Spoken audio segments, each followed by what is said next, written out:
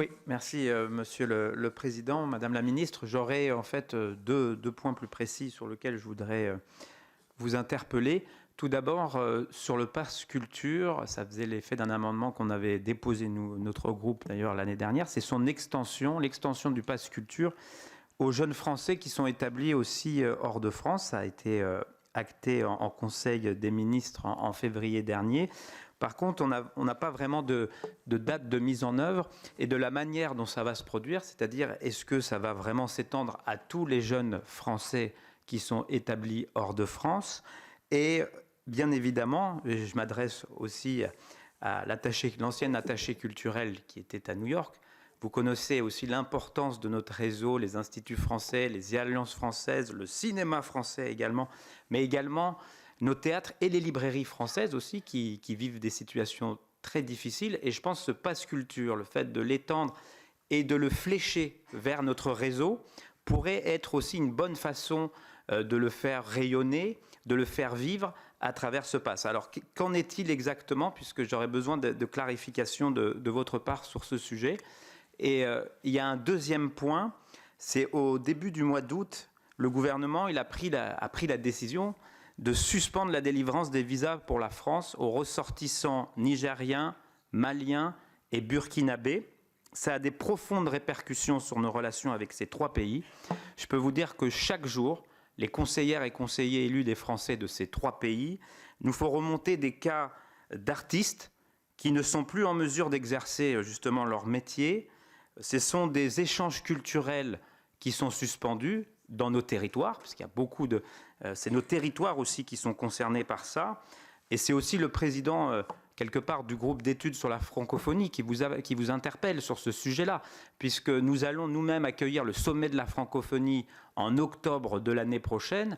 On ne peut pas dire que ce genre de disposition, de ce mesure, favorise le rayonnement de notre pays et de la francophonie, puisque si ce que vous souhaitez, c'est d'abattre les putschistes, vous les renforcez en faisant ça. Vous ne faites que renforcer les putschistes, puisque vous privez des personnes qui avaient l'habitude justement de venir dans notre pays, qui participent au rayonnement culturel de notre pays, et vous leur dites, vous n'êtes plus les bienvenus, alors que ce sont des amis de notre pays. Et ça, c'est terriblement contre-productif. Je peux vous donner de nombreux témoignages.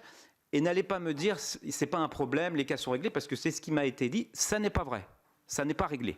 Il y a énormément de cas qui continuent à avoir lieu. Donc, qu'est-ce que vous comptez faire? La meilleure mesure qui sera à faire, c'est d'arrêter, de suspendre, de retirer cette décision que vous avez prise. Concernant le pass culture pour les Français de l'étranger, c'est effectivement un engagement sur lequel nous travaillons d'arrache-pied avec mes collègues au ministère des Affaires étrangères. C'est assez complexe parce que le pass culture, c'est une application. Et donc, en tant que telle, l'application à déployer dans plusieurs dizaines de pays, c'est extrêmement compliqué. Évidemment qu'on a, comme vous, l'intuition qu'il vaut mieux s'appuyer sur notre réseau culturel, les instituts, les alliances, les consulats aussi qui connaissent les Français en situation sociale plus difficile et qui savent les accompagner. Donc, de mettre au point des propositions qui impliquent ce réseau, impliquent les librairies francophones. Je vous rejoins complètement sur leur rôle essentiel à l'étranger, que nous soutenons d'ailleurs par ailleurs avec le Centre national du livre. Et ce qui est plus facile à faire dans un premier temps, c'est de débloquer la possibilité d'utiliser le pass culture en France pour les Français de l'étranger quand ils viennent en France. Ça, c'est moins compliqué puisqu'ils peuvent utiliser l'application en France.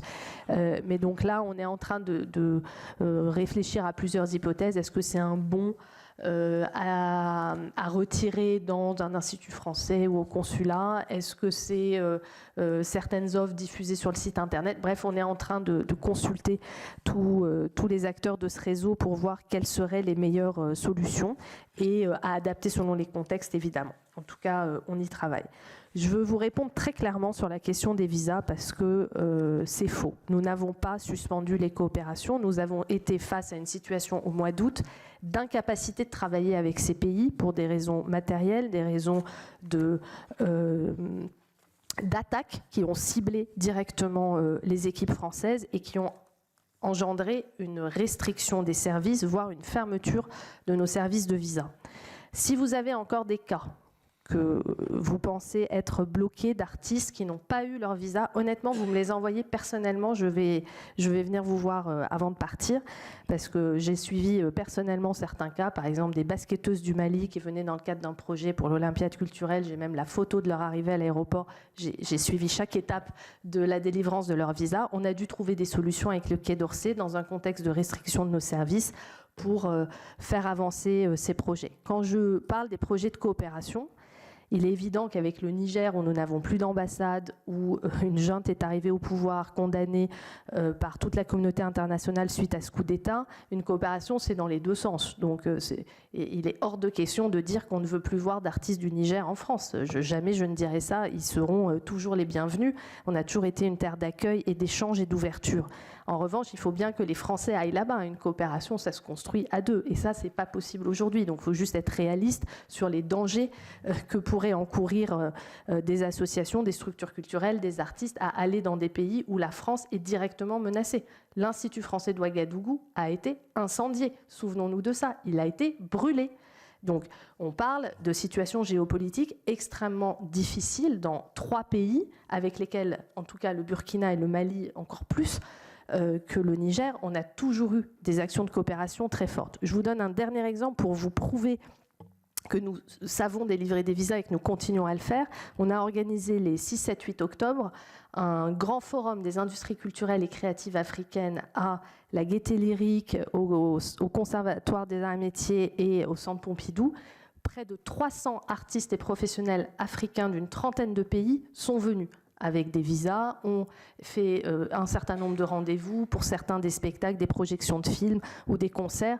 Donc on a pu complètement porter l'ambition de cette coopération renforcée avec l'Afrique qui, depuis le discours de Ouagadougou du président Emmanuel Macron, est au cœur de notre ambition pour la culture et qu'on retrouvera aussi à Villers-Cotterêts, puisque cette cité internationale de la langue française accueillera des artistes de tout le monde francophone en résidence. Il y a une douzaine de studios pour des résidences, y compris donc de pays africains, Kinshasa étant aujourd'hui la ville où il y a plus de locuteurs francophones. C'est l'épicentre de la francophonie en nombre de locuteurs, c'est Kinshasa aujourd'hui, et on continuera à développer des projets, et vous avez bien fait de mentionner le sommet de la francophonie en 2024.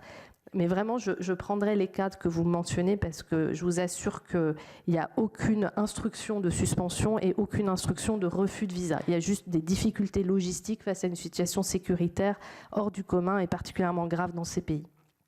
Ce qui nous